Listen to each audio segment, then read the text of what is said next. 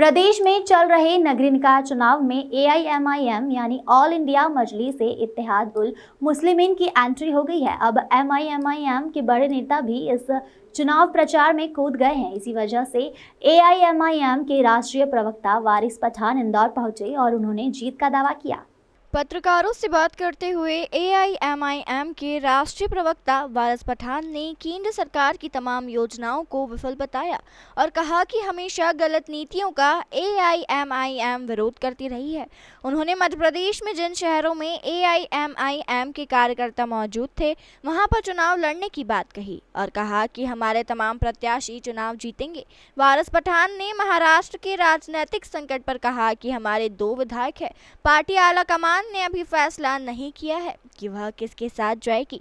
महाराष्ट्र संकट पर उन्होंने कहा कि यह नूरा कुश्ती चल रही है। आपको बताना बराबर नहीं है क्योंकि मेरे पास जो लिस्ट आई है उस हिसाब से थोड़ा कुछ आगे पीछे हो सकता है 1-2, मगर हम अभी इंदौर के अंदर 4 लड़ रहे हैं, रतलाम में 3 है। बुरहानपुर में आपने मेयर कैंडिडेट के लिए ऐलान किया था, तो अभी क्या मैदान में आपको पता चलेगा एक दूसरे मेयर कैंडिडेट की बात। बुरहानपुर है, फिर हमारा खरगोन, भोपाल है, भोपाल है। टू अर्ली टू से, अभी तो वक्त है हमारे पार्टी की तश्कील अब तक नहीं हो जाएगा।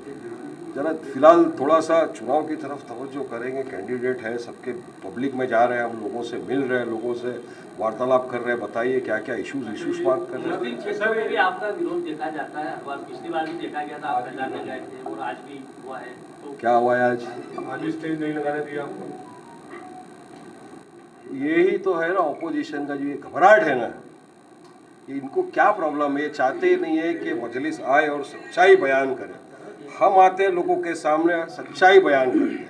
हम आते हैं लोगों को जगाने। देखिए, आपको संविधान ने अधिकार दिया, आप इस अधिकार का पालन करिए।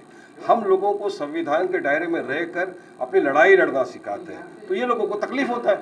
ये चाहते हैं बस लोगों का वोट हासिल करें, इक्तदार की कुर्सी पर बैठ जाए, जीतने के बाद काम कुछ नहीं करे और बस हमारे बाप का राज ऐसी मोनोपोली पकड़ के बैठते। मगर चेंज हो गया है। आज का युवा, आज का जो इंसान है, आज का वोटर एक समझदार आदमी, वो समझता है किसके साथ जाना, किसके साथ नहीं जाना। और देख रहे हैं लोग कि कौन पूरे देश के अंदर कौन आवाज़ उठा रहा है, मजलूमों की, दलितों की, सबकी। तो एक ही तरफ उनको एक ही चेहरा दिख रहा है हर तरफ, असद ओवैसी साहब का। तो यकीनन आप देख रहे हैं हर तरफ जा रहे हैं, मोहब्बत से लोग नवाज रहे हैं। मध्य प्रदेश की आवाम भी हमको नवाजेगी मोहब्बत से। चलिए बताइए, आपने सवाल किया ना, मैं आपको काउंटर क्वेश्चन। अरे नहीं साहब, कब किया? कौन सी पॉलिसी का सपोर्ट किया? मोदी जी की कौन सी पॉलिसी सही थी बताइए मुझे। कि सीए लाए तो बोले मुसलमानों को समझ में नहीं आ रहा है इसका फायदा क्या है। फार्मर का कृषि कानून लाए तो बोले किसानों को समझ में नहीं आ रहा है इसका फायदा क्या है। नोटबंदी कर लिया तो बताया कि देश को समझ में नहीं आ रहा है इसका फायदा क्या होने वाला है। अग्निपथ स्कीम आ गई तो बोलते युवाओं को समझ में नहीं आ रहा है कि इसका फायदा क्या होगा। मगर आप देख लीजिए, डिमोनेटाइजेशन हो, चाहे सीए का कानून हो, चाहे फार्मर का कानून, सब फ्लॉप हुए नहीं हुए। तो वे क्या खत्म हुआ क्या ब्लैक मनी? नहीं हुआ खत्म। आपने कहा था कि डिमोनेटाइजेशन के बाद पूरा ब्लैक मनी खत्म हो जाएगा, कहाँ है? सब तरफ आ रहा है। किसान फार्मर बिल जब लाए, लोग बोल रहे थे कि नहीं ये फार्मरों के हित में नहीं है, आप इसी तरह समझा रहे थे नहीं बहुत फायदा होगा। फिर क्या हुआ? पूरे देश के सामने आके आपको माफ़ी मांगना पड़ा और आपको कानून वापस लेना पड़ा।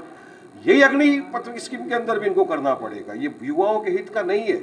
इसलिए हम जो पॉलिसी हमारे देश के हित में नहीं है, उसका संविधान ने हमको अधिकार दिया है। हम डेमोक्रेसी में रहते हैं, एग्री टू डिसएग्री। मुझे अगर इस सरकार की पॉलिसी पसंद नहीं है तो मैं बिल्कुल उससे डिसएग्री करूँगा। उसी को तो हेल्दी डेमोक्रेसी बोलते हैं ना।